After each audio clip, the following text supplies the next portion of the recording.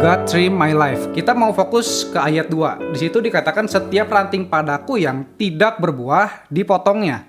Dan setiap ranting yang berbuah dibersihkannya. Ranting yang gak berbuah dipotong, sedangkan ranting yang berbuah dibersihkannya. Supaya ia lebih banyak berbuah.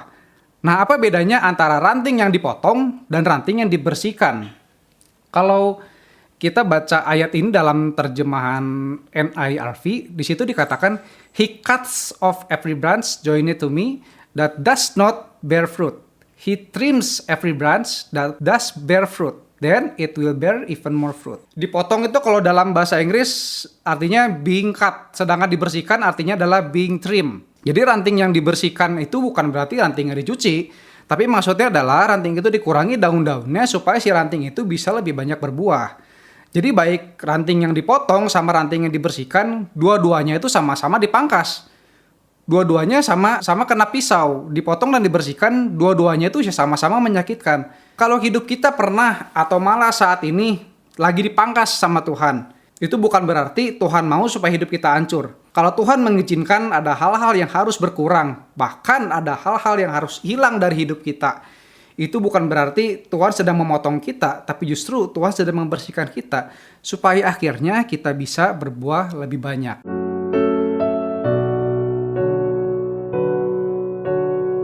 Baik, hari ini aku mau sharing sesuatu, santai aja ya. Jadi, seperti yang kalian tahu kan, aku sama Gian tuh udah married 4 tahun. Kita emang planning pacaran dulu sih sekitar 1-2 tahun lah.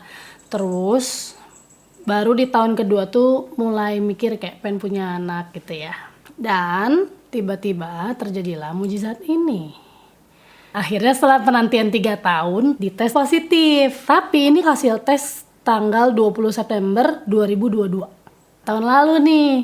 Dan tanggal 20 September tuh pas banget tuh hari wedding anniversary kita sebenarnya. Terus ya tentulah reaksi kita kan bahagia, terharu, aku rekam gitu kan ya. Terus udah gitu kan langsung ke dokter gitu, langsung ngecek. Ternyata kita dikasih tahu dokter kayak, oh ya ini udah ada kantongnya, kata dia gitu. Dari situ dokter minta kita balik 2 minggu lagi. Terus udah gitu cerita ke papa mama aku doang dulu gitu. Nah berjalanlah si 2 minggu yang menurut aku sangat bahagia ini. 2 minggu ini tuh bener-bener kayak miracle sebenarnya. Kayak banyak hal yang kita nggak biasa lakuin tiba-tiba dilakuin. Kayak misalkan sebelum tidur jadi banyak ketemu di kasur ngobrol berdua. Karena biasanya enggak, sibuk kan semuanya.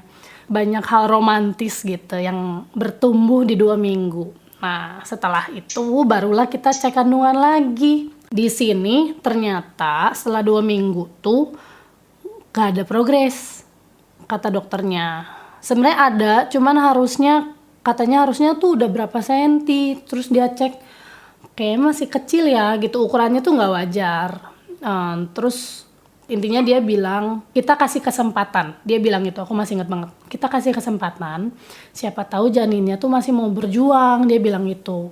Jadi semua obat yang saya kasih, kamu harus tetap minum, kata dia. Selalu anggap bayinya tuh lagi berjuang gitu. Sebenarnya bisa dibilang, di pertemuan ini tuh paling menyedihkan. Karena kayak apa ya, aku tuh udah punya planning panjang gitu kan. Terus waktu lihat hasilnya kayak gini, itu kayak nggak bisa mikir sebenarnya. Kalau Gian kan masih bisa ngerespon ya.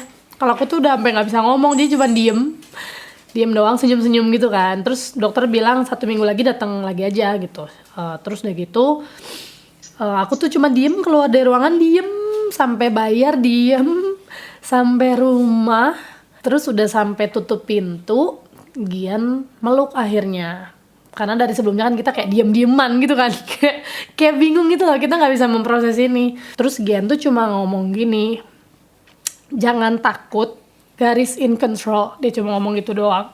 Barulah aku nangis tuh di rumah. Seminggu setelah kejadian itu, dokter tuh memang sempat udah ada nge-WhatsApp ya. Intinya kalau Angel ada keluar gumpalan atau keluar bercak, itu berarti harus dicek, intinya gitu. Nah, terus keluarlah gumpalannya seperti ini. Nah, ini tuh keluar gumpalan gitu. Terus rasanya tuh kayak lagi mens aja sih sebenarnya. Nah, saya waktu keluar ini tuh belum sakit banget sebenarnya. Tanggal 9 itu keluar. Tanggal 10 pagi akhirnya didaftarin sama Gian. Dia Gian kayak udah deh langsung ke dokter aja gitu. Terus pas untung dia berangkat pagi, berangkat ke rumah sakit, dia daftar dapat nomor urut 2. Sampai di sana cek timbangan, duduk, terus lupa buku kehamilan tuh ketinggalan, kan harus dibawa terus. Gian akhirnya pulang ngambil. Sebenarnya ngambil tuh nggak jauh, kayak cuma selang berapa lama sih dari rumah sakit tuh dekat banget kan sama rumah. Terus pas Gian pergi, itu tiba-tiba perut itu sakitnya tuh kayak dalam waktu 10 menit itu naiknya kayak 300%. Seumur-umur ya, kayaknya aku selama ini mens, terus udah gitu kan ya pernah dioperasi juga di bagian hernia. Kayaknya sakitnya nggak ada yang kayak gini. Aneh banget, sakit banget, gak ngerti lagi. Terus sendirian lagi, tau nggak? Di situ ibu-ibu di pinggir juga semuanya diam gitu kan. Aku juga kayak diam. Dari megang HP nyariin Gian sampai HP-nya ditaro. Itu udah nggak bisa mikir. Terus sampai duduk di sofa tiduran. Nah Gian dateng lah nemenin. Di situ tuh intinya tanggal 10 Oktober itu tahun lalu. Itu tuh isinya cuman sakit. Aku tuh sekarang masih bisa ingat. Pas lagi sakit tuh aku kan tiduran di sofa. Di pahanya Gian kan. Terus Gian ambil ngelus-ngelus, dia juga bingung ya mau diapain. Soalnya dokternya juga belum datang. Aku tuh inget, aku tuh nggak tahu ya, di mulut itu cuman bisa keluar ngomong dengan bisik-bisik karena sakit. Aku tuh cuma ngomong gini, Tuhan Yesus baik. Tuhan Yesus baik, ini sakit banget ya Tuhan, tapi Tuhan Yesus baik. Aku coba ngomong itu doang. Bersyukurnya di saat seperti itu, Roh Kudus teh berasa banget nemenin kita selama di sana. Jadi selama di situ aku cuma atur napas, terus bisik-bisik doang karena sakit banget ya. Tuhan Yesus baik, Tuhan Yesus baik. Sakit banget tapi Tuhan Yesus tuh baik gitu. Dan dari situ kita masuk dan ternyata memang it's totally gone. Jadi kalau misalnya dilihat di sini bersih, semuanya nggak ada. Ini tinggal sisa kayak apa sih jaringannya gitu kan. Jadi cuma 2 minggu doang tuh, tapi lumayan ya 2 minggu merasakan bahagianya gitu kan, seru gitu. Nah singkat cerita udah diinfo bahwa aku hamil kosong, terus semuanya sisa jaringan tuh harus cepet dibersihin. Nah itulah yang bikin perutnya sakit banget, katanya ini tuh udah mati kan jaringannya, jadi harus cepet diambil karena infeksinya makin parah. Intinya dokternya bilang ini harus cepet diangkat, ini Angel udah infeksi, ini akan semakin parah dan ini kenapa dia kesakitan.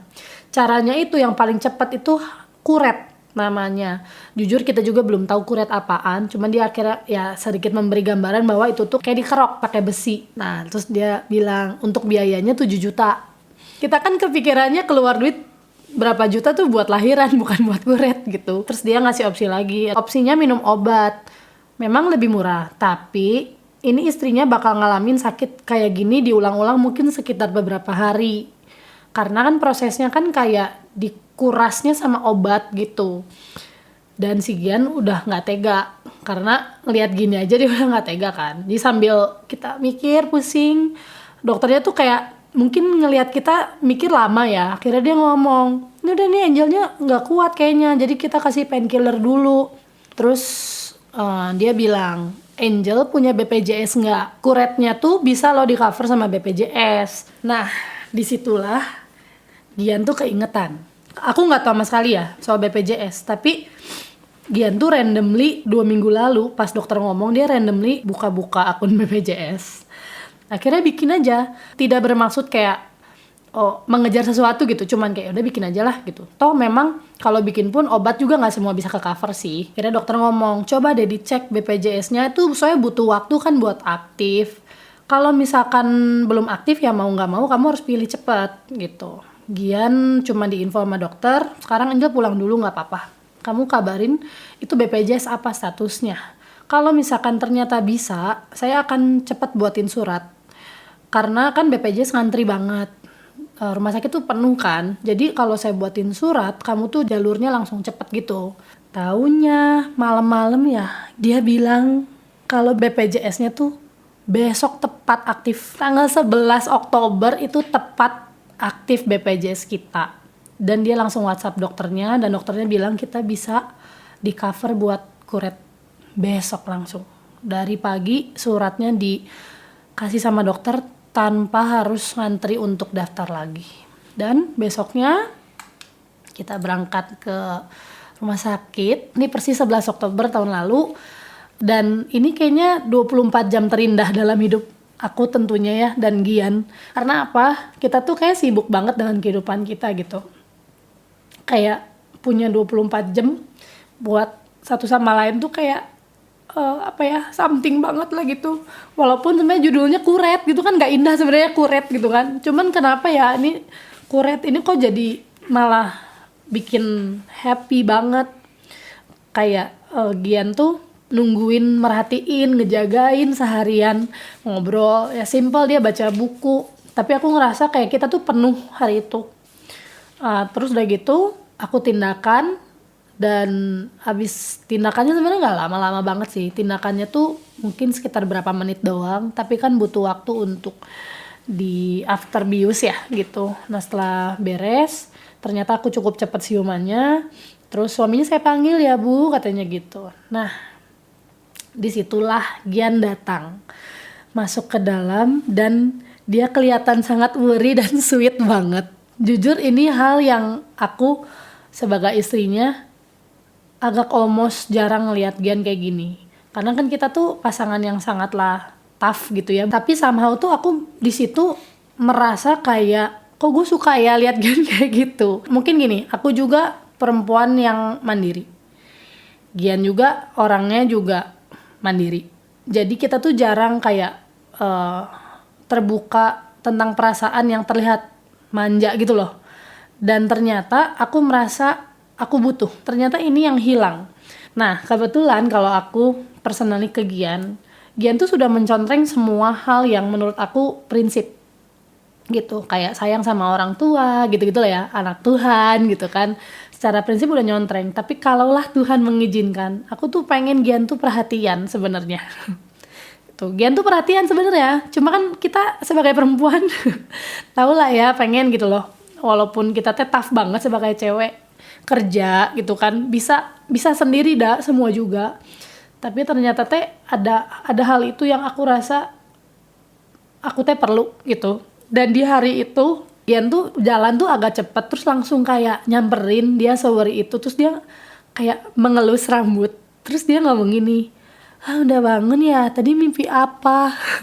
Seumur hidup gak pernah Gian Ritter menyebutkan kalimat sweet seperti itu. Dan itu meaningful banget, dan tiba-tiba itu kayak ada, aku tuh kayak Roh Kudus tuh berbicara pada saya. Seperti ngomong ini kan yang kamu mau dari suami kamu. Dia tuh orang yang aku pilih. Saya gak mungkin salah pilih buat kamu. Dia tuh kayak ngomong gitu. Karena mungkin ada perasaan kayak, ya kadang-kadang kan kita namanya merit ya, kadang-kadang ada kayak gitu kan ya. Kayak kenapa sih lu gak gini? Nah kadang-kadang jadi kayak mempertanyakan terus. Cuman di sini tuh kayak Tuhan tuh ngomong bahwa saya tuh tahu yang terbaik buat kamu gitu. Suami kamu tuh yang udah saya pilih intinya. Ini kan yang mau kamu rasain intinya gitu. Rasanya terharu banget ya, campur aduk, tapi aku cuma bisa senyum mesem doang. Terus dari situ keluar, papa mertua, adik aku sama pacarnya juga nunggu. Terus kita pulang, ternyata mereka baik banget, udah siapin makanan, disuapin kayak anak bayi. Aduh, ya biasa kan makan sendiri dong. Cuman di situ aku sebagai orang yang alfa dominan disuapin tuh aneh, tapi ternyata happy ya, kayak nggak apa-apa loh menjadi wanita yang nggak harus tough all the time gitu. Besoknya aku baru dikasih tahu Gian. Gian bilang bahwa kemarin tuh tindakannya tuh di cover sama BPJS full. Dan kita cuman bayar buat antigen doang 184.000 dari 7 juta. Di situ aku sama Gian tuh kayak wah Tuhan prosesnya murah ya.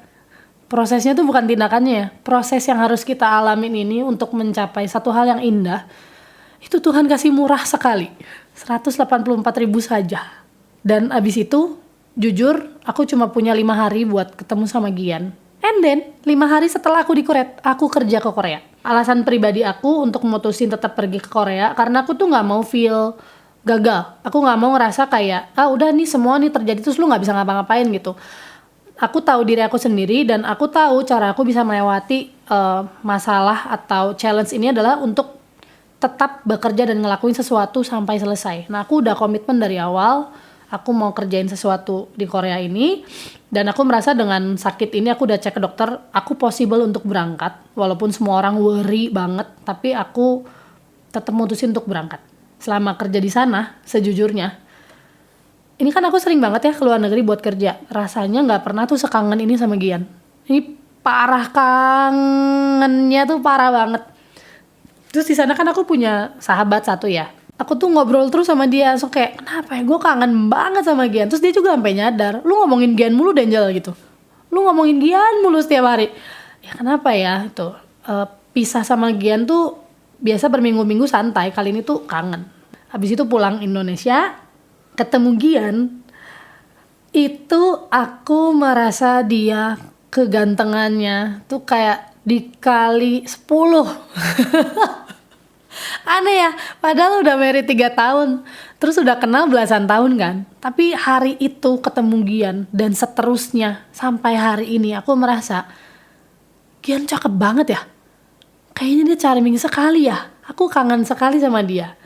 Terus ternyata waktu nanya sama Gian, dia juga merasakan hal yang sama gitu. Itu tuh kita ketemu hari apa aku lupa, tapi intinya setelah kejadian dari proses kuret sampai aku pulang Korea, itu kan aku nggak sempat ke gereja ya, karena itu very pack banget.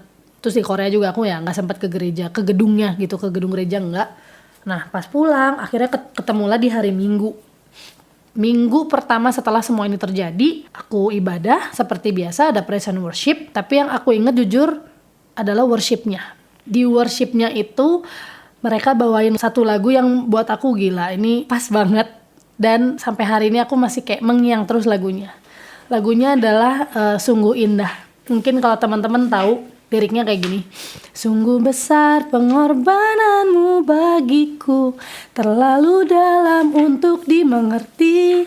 Sungguh besar. Terus sungguh indah yang kau pikirkan tentangku, tak terselami bagiku, sungguh indah.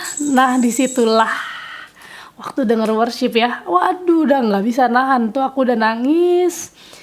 Baru disadarin lagi gitu. Misalnya aku tahu rencana Tuhan baik, tapi ini tuh kayak disadarin lagi sama Tuhan bahwa indah banget rencana Tuhan yang nggak bisa kita pikirin. Caranya Tuhan tuh udah nggak bisa dipikirin sama aku sama Gian. Terlalu besar, terlalu indah, dan hebatnya prosesnya tuh dibuat sebaik mungkin. Menurut aku walaupun ini dilewatinya dengan penuh tangis, tapi ini tuh sebaik, seindah mungkin. Dan hasilnya itu adalah hal yang jangka panjang yang memang aku sama Gian butuhin. Mungkin teman-teman ada yang udah lihat aku posting foto couple sama Gian ya. Mungkin kalau orang-orang ngelihatnya kayak wah body goals gitu kan, couple goals gitu kan. Mungkin ada yang bertanya-tanya juga, tumben banget ngapain tiba-tiba foto berdua. Lebih anehnya kayak Gian mau difoto, itu aneh banget. Tapi to be honest, ini sebenarnya bukan cuma sekedar body goals. Ini sebenarnya salah satu momen yang mau aku abadiin, yaitu we survive. Kita sukses melewati obstacle yang sangat nano-nano ini. Dan pesan yang mau aku sematkan lewat foto ini adalah kita itu spouse. Kita tuh pasangan yang saling menopang, saling mensupport satu sama lain. Kita tuh bukan cuman ada di saat happy gitu loh. Kita tuh bener-bener yang namanya pasangan tuh susah bareng. Tidak selalu 50%. Kalau aku sulit, Gian mau berjuang lebih. Kalau Gian sulit, aku mau berusaha lebih untuk dia. Itu yang pengen kita notes dari foto ini. Kenapa harus foto ya? Padahal kan ya tinggal diinget doang kan. Foto itu someday bisa kita lihat lagi. Suatu saat pasti aku yakin someday kalau hubungan kita lagi di trim lagi gitu ya, atau ada hal di hidup kita lagi di trim lagi, kita bisa lihat balik foto ini dan bilang kalau we've been through this gitu. Kita udah berhasil lewatin hal ini, sekarang juga kita bisa.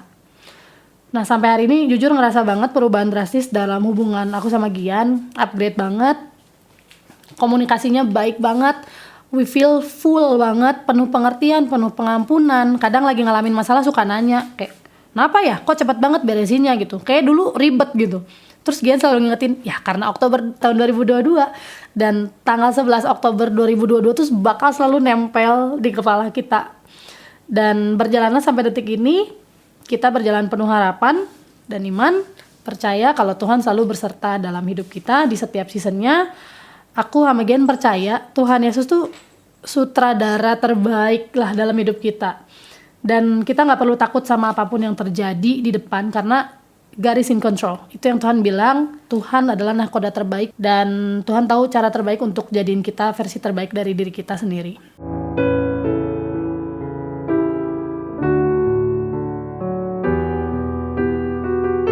Nah, mungkin teman-teman ada yang bertanya-tanya, kalau seseorang kehamilannya gugur, pasti kan ada penyebabnya kan, nggak mungkin tiba-tiba gugur gitu.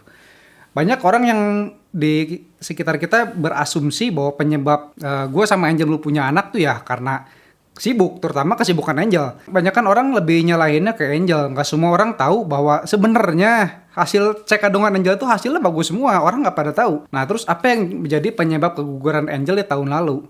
Yang pasti penyebabnya bukan karena Angel sibuk, bukan karena Angel terlalu banyak dance, bukan karena Angel nggak subur. Tapi setelah dicek, kemungkinan penyebabnya adalah karena gue terkena yang namanya teratozospermia. Susah namanya ya. Ini kemungkinan penyebabnya adalah karena gue terkena teratozospermia.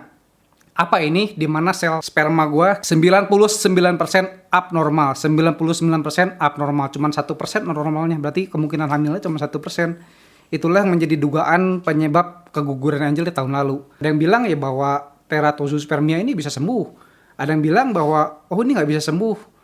Katanya biasanya penyebabnya itu adalah karena pola hidup yang gak sehat. Tapi kalau ditelusuri, pola hidup gue kurang sehat gimana lagi coba? Gue gak ngerokok, gue gak kecanduan minuman alkohol, gue gak konsumsi narkoba, gue gak pakai steroid, gue gak obesitas, gue rajin olahraga, gue makan makanan yang sehat. Tapi tetap aja kena teratozospermia.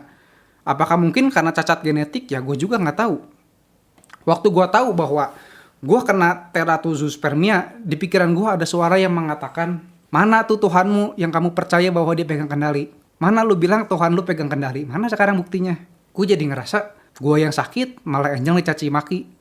Setiap ada orang yang nanya-nanya, Angel kenapa belum juga hamil? Apalagi kalau ada orang yang suka sok-sok nasihatin Angel, gimana caranya supaya cepat punya anak? Rasanya tuh gue kayak pengen bilang gini, oh yang harus dinasihatin tuh gue. Gue yang sakit, gue yang punya kelainan sperma, Angel 100% sehat. Yang bikin Angel gak bisa hamil tuh gue. Udahlah lu gak usah nasihatin supaya Angel jangan stres lah, supaya jangan capek lah, supaya Angel harus ini dan itulah. Tuh Angel tuh gak bisa hamil gara-gara gue. Tapi Roh Kudus langsung ngingetin gue bahwa hidup dan mati kita itu dikuasai oleh lidah. Memang gue mengakui hasilnya penyatakan bahwa gue terkena teratozospermia. Tapi gue gak mau mengimani bahwa gue terkena teratozospermia. Gue mau mengimani bahwa gue dan Angel sehat. Hanya kita tinggal tunggu waktu Tuhan aja. Jadi kalau sekarang ada orang yang nanya-nanya, kapan lu punya anak? Atau, ayo cepat punya anak, kamu harus gini gitu. Sekarang ya gue gak usah tersinggung lah. Gak usah panas hati, ya gue cukup bilang aja, saya sama Angel, kita dua-duanya sehat, ya kita tinggal tunggu waktu Tuhan aja. Nah terus gimana kalau ternyata Tuhan sama sekali gak mengizinkan gue dan Angel untuk punya anak? Terus mau gimana? Sebelum orang lain nanyain ini, gue tanyain ini sama diri gue sendiri deh. Gimana kalau ternyata rencana Tuhan beda? Tuhan rencananya adalah pengen gue sama Angel untuk tidak punya anak. Maka pernyataan iman gue adalah, I believe that everything is happening in my life, even right now, it is still in God's control. Gue percaya apapun yang sedang terjadi di dalam hidup gue, bahkan saat ini, sekarang ini, itu masih dalam kendalinya Tuhan. Kalau Tuhan sama sekali gak ngizinin gue dan Angel untuk punya anak, then I believe that my God has a greater plan rather than my desire to have a child. Gue percaya kalau memang Tuhan gak mengizinkan gue sama Angel untuk punya anak, gue percaya Tuhan tuh punya rencana yang jauh lebih besar daripada keinginan gue untuk punya anak. Nah terus kalau gak punya anak nanti masa tua lu gimana? Siapa yang mau urus lu sama Angel nanti kalau udah tua? Gimana kalau salah satu di antara kalian ada yang mati duluan? Bulan lalu Angel sempat nanya sama gue, gimana ya kalau kita terus berdua sampai tua? Waktu itu gue ditanya gitu gak bisa jawab. Tapi sekarang inilah pernyataan iman gue. Meskipun gue sama Angel tiap tahun badan kita semakin tua, tapi kita percaya bahwa Tuhan kita gak pernah menua.